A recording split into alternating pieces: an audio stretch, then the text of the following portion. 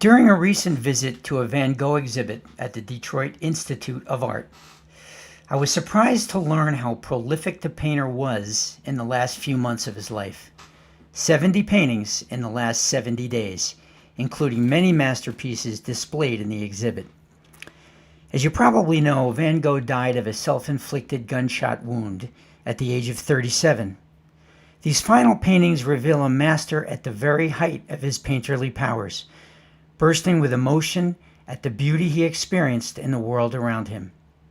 Many paintings, like Wheat Fields After the Rain, convey the tranquility and peace that he drew from nature. They must have been a bulwark against a deeply troubled mind. In one portrait of a local woman, Arlésienne, Van Gogh includes two books in the painting that he wants us to know are important to him. If you look closely, you can see the titles painted on the spines: A Christmas Carol by Charles Dickens and Uncle Tom's Cabin by Harriet Beecher Stowe. Interesting, isn't it?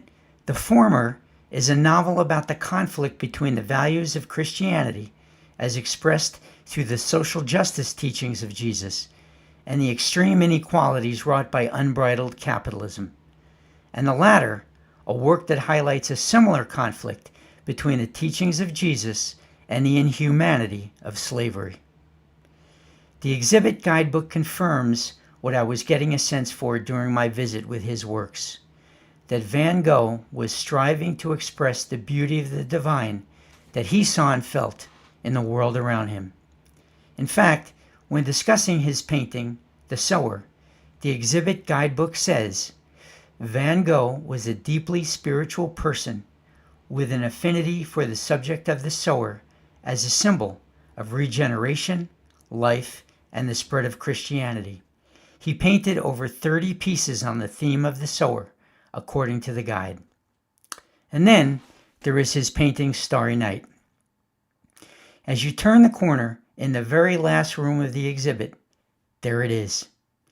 In a space full of masterworks, it seems as though it is the only painting in the room.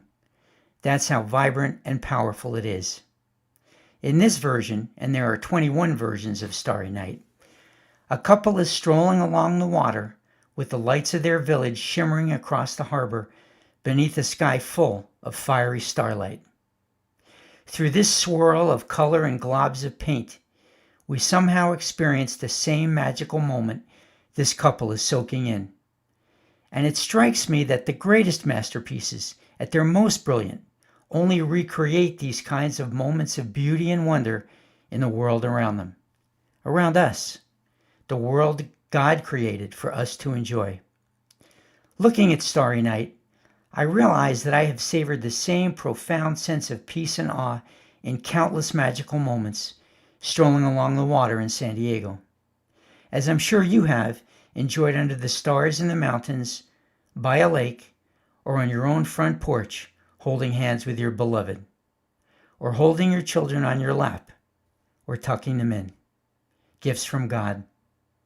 Scripture tells us every good thing given and every perfect gift is from above, coming down from the Father of lights, with whom there is no variation or shifting shadow.